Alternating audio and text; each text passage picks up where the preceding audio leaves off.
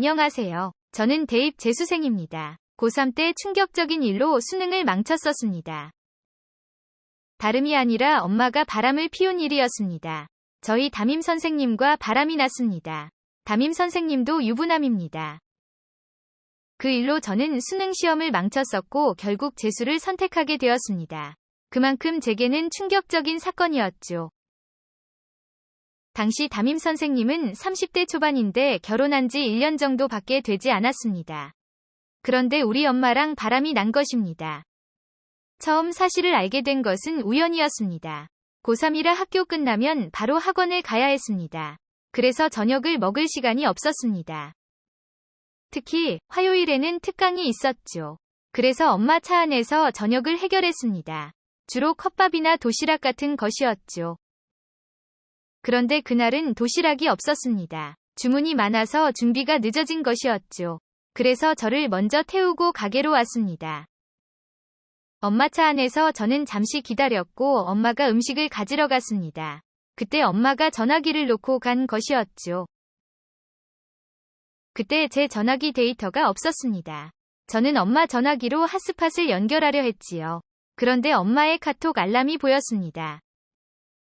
호기심에 엄마의 카톡을 열어보았습니다. 그런데 익숙한 이름이 눈이 들어왔습니다.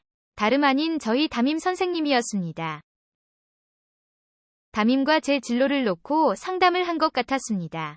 담임이 엄마에게 무슨 말을 하는지 궁금했죠. 그래서 대화를 열어보았습니다. 그런데 생각지도 못한 내용이 보였습니다. 진로 상담이 아닌 사랑 표현들이 보였죠. 놀라서 다른 내용도 쭉 살펴보았습니다. 엄마가 담임에게 사랑한다고 말을 하고 담임도 마치 여자친구처럼 말을 했더군요. 그리고 침대에 누워있는 엄마 사진도 있었습니다. 엄마는 손으로 얼굴과 가슴만 가렸더군요. 하지만 그냥 봐도 엄마였습니다. 침대에 누워서 찍힌 사진 같았습니다. 그런데 그 사진을 담임이 가지고 있는 것이었죠. 저는 너무 큰 충격을 받았습니다. 그리고 제 전화기를 꺼냈습니다. 저는 그 장면들 몇 개를 찍었죠. 손이 떨려 몇 장 찍지도 못했습니다. 그때 저쪽에서 엄마가 달려오더군요. 저도 당황해서 전화기를 제자리에 놓았습니다. 그리고 떨리는 심장을 진정시켜야 했습니다. 엄마는 음식을 가지고 차에 탔지요. 하지만 그 음식을 먹고 싶지 않았습니다. 엄마도 왠지 더럽게 느껴졌습니다. 그래서 짜증을 부리면서 음식으로 거부했죠. 엄마도 당황해서 잔소리를 했습니다. 하지만 이미 시간이 늦어버렸죠. 그래서 급히 학원으로 가야 했습니다. 엄마 차에서 내리는데 눈물이 왈칵 쏟아졌습니다. 그래서 뒤도 안 돌아보고 뛰었습니다. 학원 건물 안쪽에서 펑펑 울었던 것 같습니다. 그제야 엄마가 바람을 피운다는 게 실감이 났죠. 제가 찍은 것들을 다시 보았습니다. 엄마의 분류는 사실이었습니다. 집에 와서도 누구에게도 말을 못했습니다. 아무것도 모르는 아빠가 불쌍해 보였죠. 아빠는 그리 다정하지는 않지만 성실한 사람입니다. 엄마가 바람을 피운다는 사실도 모른 채 아빠는 오늘도 엄마에게 혼이 납니다. 사실 별것도 아닌 일로 혼이 나는 경우가 많았죠. 그에 비해 엄마는 엄청 잘 나가는 사람이었습니다. 피부과도 자주 가고 명품도 많았죠. 겉으로 보면 엄청 잘난 사람이었습니다. 하지만 생각해보니 그게 다 아빠 능력이었고 대학도 아빠는 명문대를 나온 사람이었죠. 그런데 항상 엄마가 큰 소리를 치고 살았죠. 아빠가 처음으로 불쌍하다고 생각되었습니다. 하지만 아빠에게 털어놓을 자신은 없었죠. 저도 많이 두려웠던 것 같습니다. 그리고 아직은 내가 본 게 맞나 싶었죠. 그래서 그날 밤 엄마의 전화기를 훔쳤습니다. 엄마가 자고 있을 때 전화기를 빼돌렸죠. 패턴은 이미 알고 있었기에 잠금을 풀었습니다. 그리고 본격적으로 엄마의 전화기를 뒤졌지요. 제가 본 것이 착각은 아니었습니다. 엄마의 SNS에 들어가 보니 두 사람만의 비공개 계정이 있더군요. 카톡에서 보지 못한 것들이 많이 보였습니다. 엄마는 담임과 몇 달 전부터 사귄 모양이었습니다.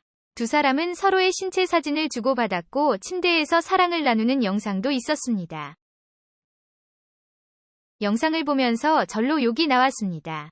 저도 모르게 눈물이 막 흘러내렸습니다. 지금이라도 소리를 지르고 싶었지만 꾹 참았지요. 화도 났지만 제게는 너무 두려운 상황이었습니다.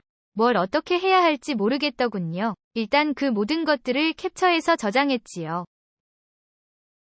밤새 심장이 두근거려 잠이 오지 않았습니다. 아침까지 머릿속이 어지러웠지요. 머리가 텅 비어버린 느낌이었습니다.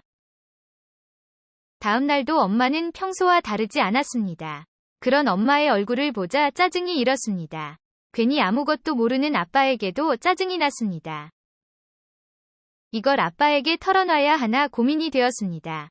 하지만 그랬다가는 부모님이 이혼을 할 거라 생각했죠. 그리고 저는 우리 가정이 깨지는 게 두려웠지요. 결국 저는 이러지도 저러지도 못했습니다. 머릿속만 복잡해졌고 아무것도 할 수 없어서 짜증도 났죠.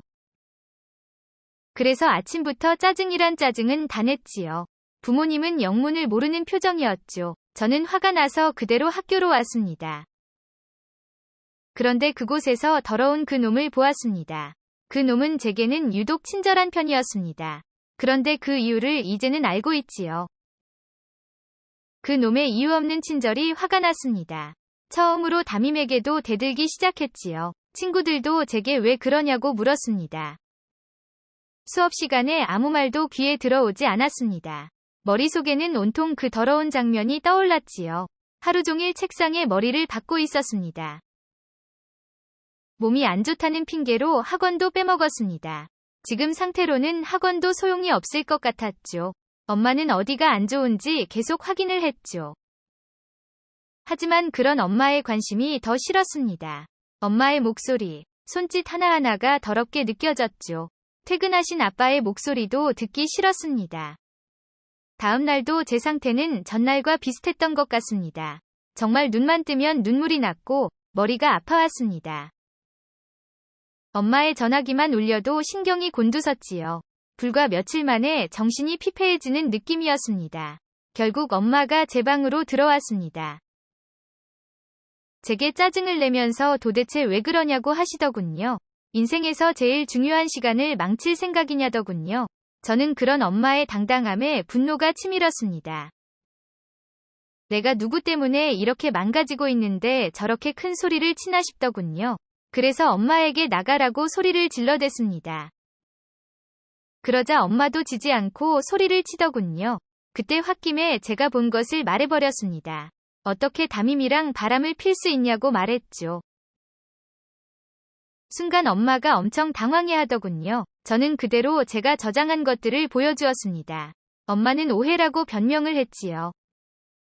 그런데 그때 아빠가 제 방으로 들어왔습니다. 제가 아는 순둥이 아빠가 아니었습니다. 그 어느 때보다 무서운 눈빛을 하고 있었죠. 아빠는 캡처한 사진들을 살펴보았습니다. 엄마는 전화기를 뺏으려 했지만 아빠는 단호하게 엄마를 뿌리치더군요. 아빠를 혼내던 엄마가 꼼짝도 못하더군요. 오히려 엄마가 두려움에 벌벌 떠는 느낌이었습니다.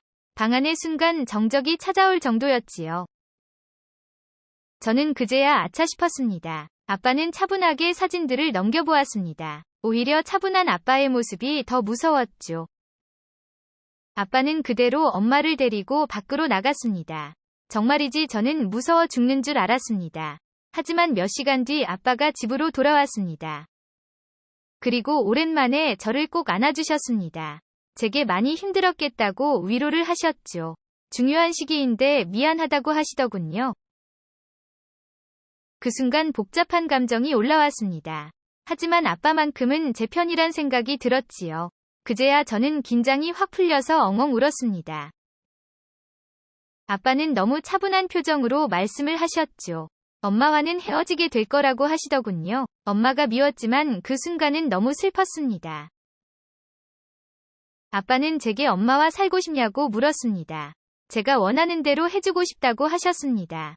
하지만 저는 고개를 저었습니다. 아빠는 제게 고맙고 미안하다고 하셨습니다. 본인이 제일 힘들 텐데 저를 먼저 걱정하시는 아빠였죠. 그때 처음으로 아빠가 어떤 사람인지 알았습니다. 그 뒤로 아빠는 한치의 망설임도 없이 행동했습니다. 엄마와는 곧바로 이혼 소송을 진행했고 담임은 그 다음 날부터 학교에 나오지 않았습니다. 담임이 병가를 신청했다고 소문이 돌 뿐이었죠. 아빠가 담임과도 소송을 벌이는 것 같았습니다. 하지만 아빠는 제게 자세한 내용을 알려주지 않았습니다.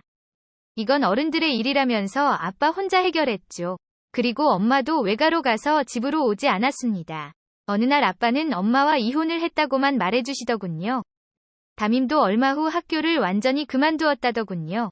담임이 사기를 당해서 쫄딱 망했다는 소문도 돌았고 결혼한 여자에게 이혼을 당했다는 소문도 났었습니다.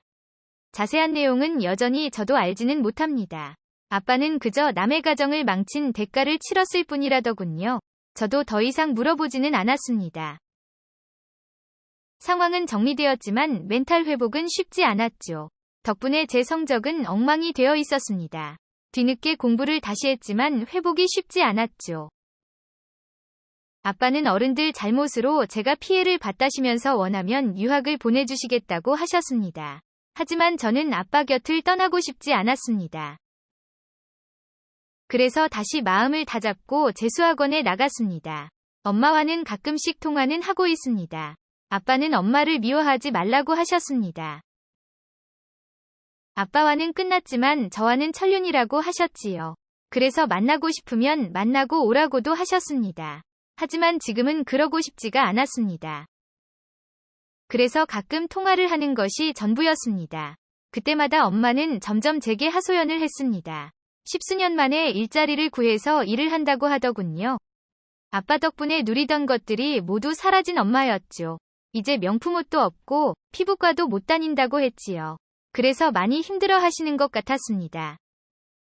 하지만 딱히 동정심이 생기거나 하지 않더군요. 그냥 엄마가 철이 없다는 느낌이 들었습니다. 그래서 아빠와 더 비교가 되는 것 같기도 했습니다. 오히려 예전에 몰랐던 아빠의 모습에 놀라고 있는 중입니다. 그냥 배 나온 그런 아저씨라 생각했는데 우리 아빠가 사실은 대단한 사람이었구나 싶습니다. 아빠도 분명 많이 힘들었을 텐데 제게 아무런 내색도 하지 않으시는 아빠, 그런 아빠에게 미안하고 고맙습니다. 아직도 가끔씩 악몽을 꾸기도 합니다. 하지만 그때마다 아빠가 함께 해주었습니다. 이제야 아빠가 얼마나 큰 존재인지 알게 되었습니다. 지금은 아빠와 좋은 추억을 만들어가고 있지요. 묵묵히 저를 지켜준 소중한 아빠가 더 행복해지기를 바라봅니다. 영상 시청 감사합니다.